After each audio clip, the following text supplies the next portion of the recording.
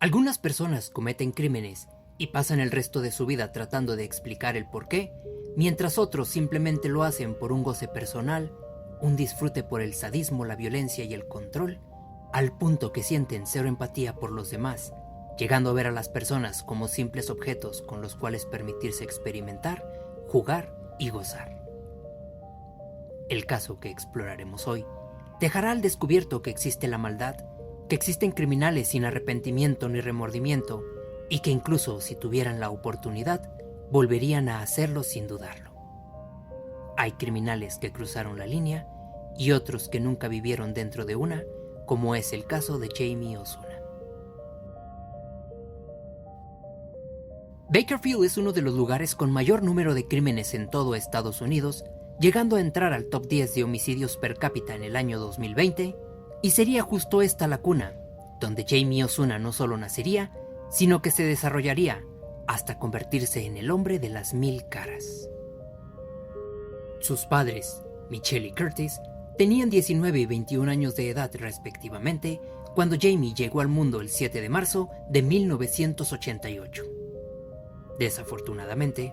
Jamie creció en un núcleo cargado de violencia, pues su padre era un hombre sumamente agresivo y explosivo, quien solía golpear a Michelle continuamente, al punto que incluso la pateó fuertemente en el vientre cuando estaba embarazada de Jamie.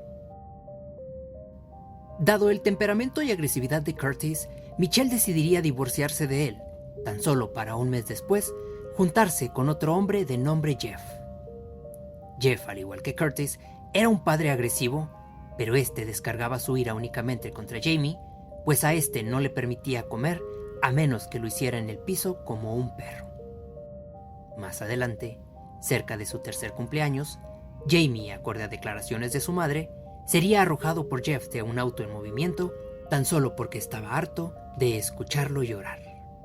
Asimismo, Jamie tampoco tenía permitido dormir dentro de la casa, sino que era obligado a dormir afuera bajo la lluvia, e incluso en determinado momento, a la edad de 5 años,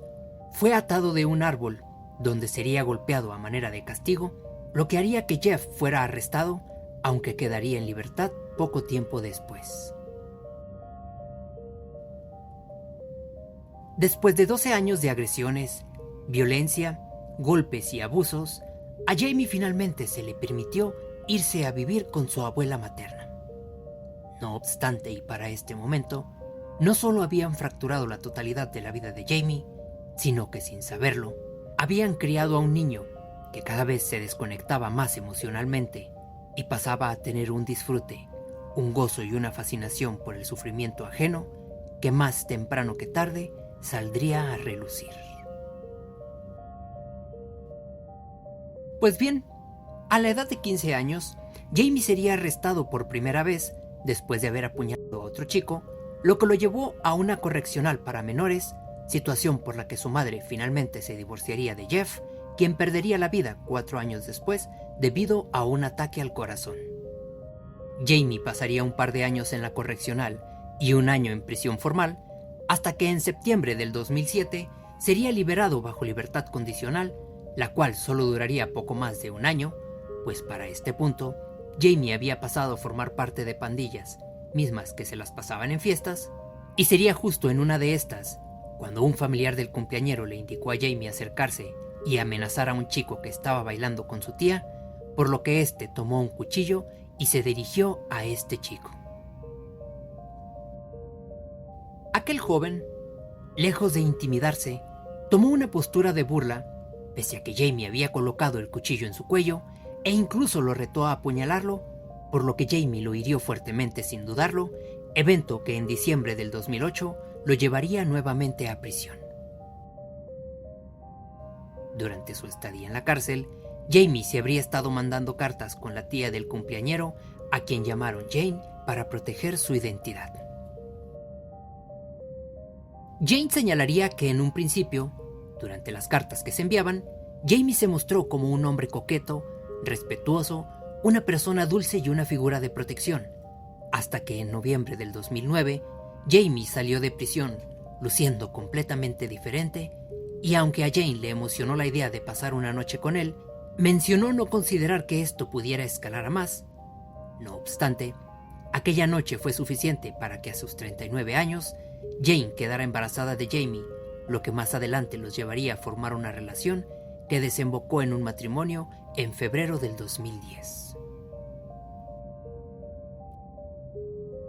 Jamie había declarado tener el deseo de ser el padre que él nunca tuvo, y aunque Jane pasaba por diversos tipos de abusos por parte de Jamie, decidió continuar a su lado hasta que en agosto del 2010, a pocos días antes de que naciera su hijo, Jamie la violentó, por lo que nuevamente Jamie fue enviado a la cárcel por 9 meses. Al salir, Jane le daría otra oportunidad. Sin embargo, las conductas agresivas de Jamie solo escalarían al punto que en determinado momento, este empujó de la cama al hijo de 7 años de Jane, de una relación anterior,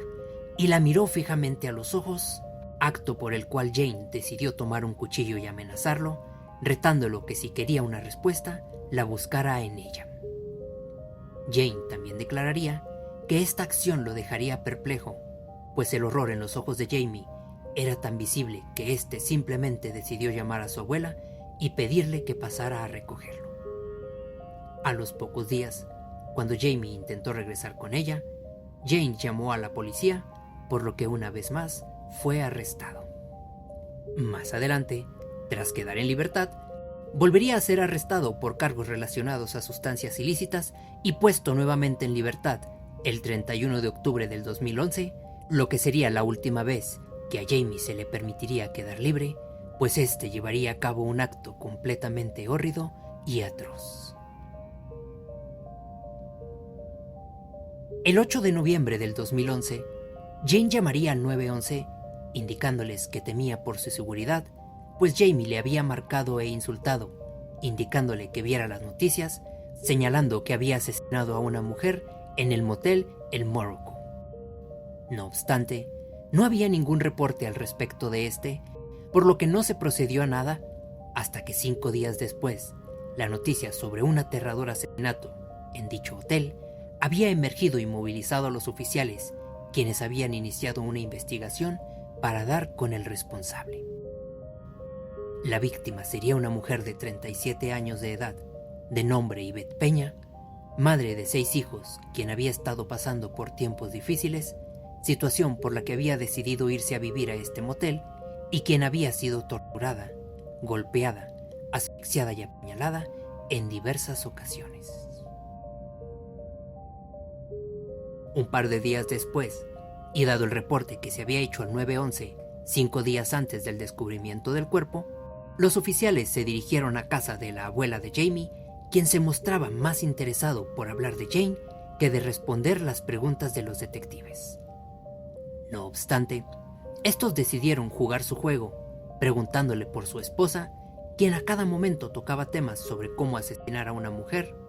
hasta que Jamie señaló que la gente cree que Ivette se asemeja a su esposa por la edad de ambas, su apariencia física y cosas por el estilo, lo que llamó particularmente la atención de los investigadores, y aunque los detectives intentaron obtener una confesión, este no admitió nada más. Afortunadamente, pese a la declaración y las evasiones de Jamie, este sería arrestado aun y cuando no había un crimen claro por el cual pudieran darle una condena. Sin embargo, en marzo del 2017, en una entrevista realizada a Jamie por una cadena televisiva,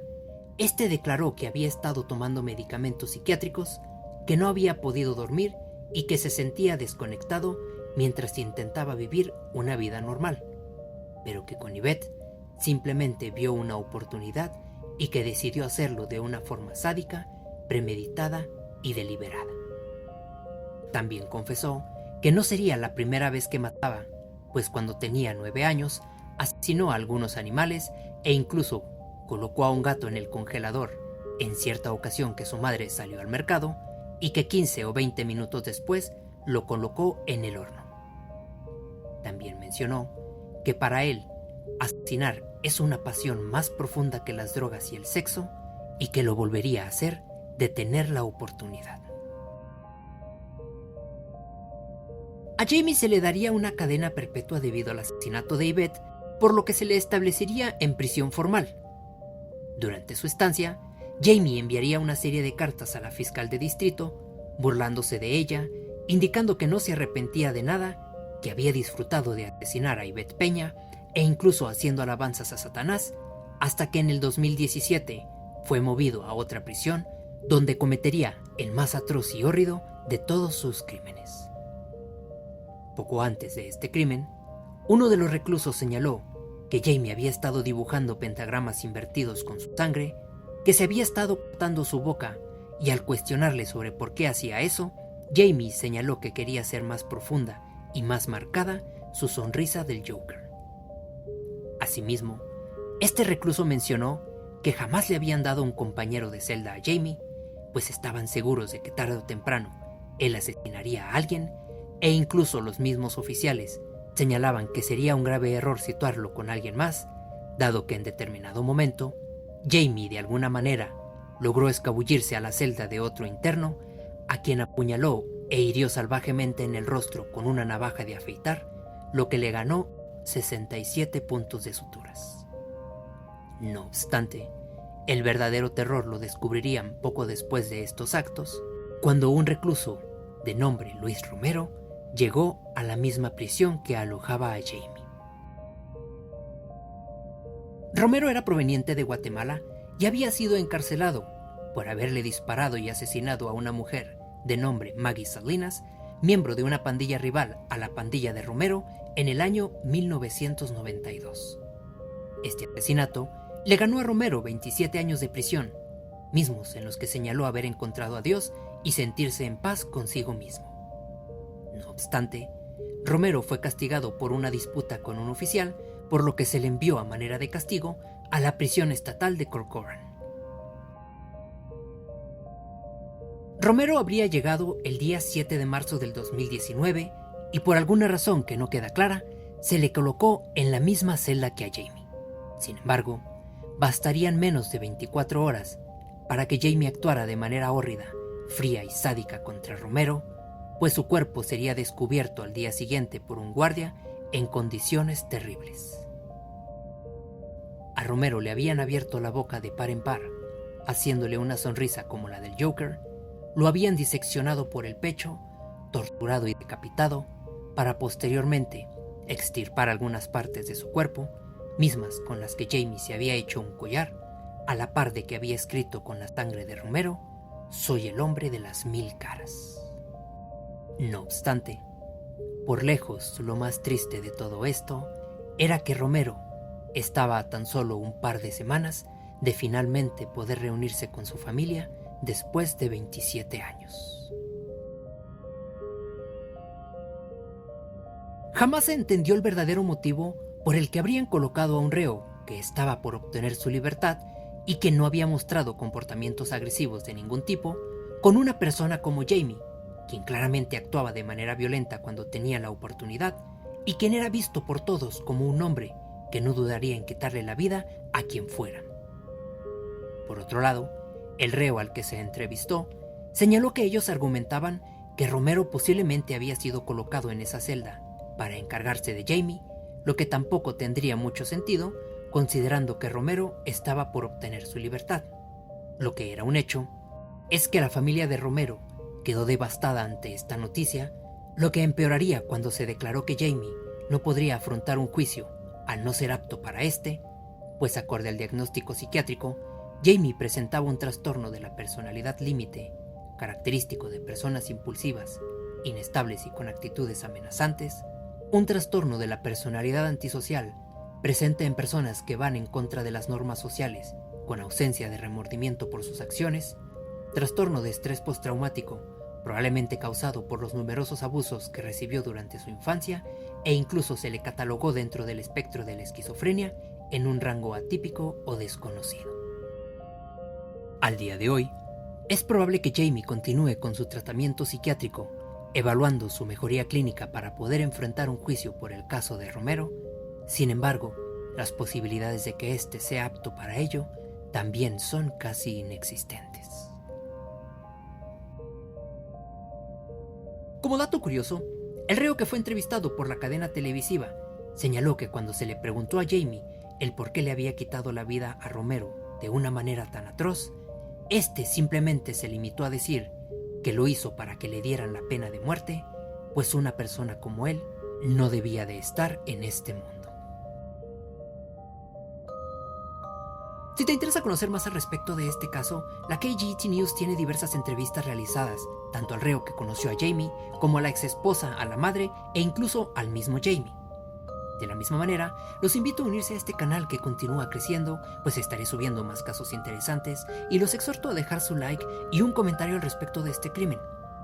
Este caso resulta particularmente complicado por todos lados, pues partimos desde una infancia marcada por múltiples abusos, agresiones, que si bien nos permite entender el origen de la violencia, inevitablemente nos hará terminar en el dolor y las vidas desgarradas de los 6 hijos que perdieron su única figura de vida como lo fue su madre, así como el dolor de una madre que jamás pudo volver a abrazar a su hijo.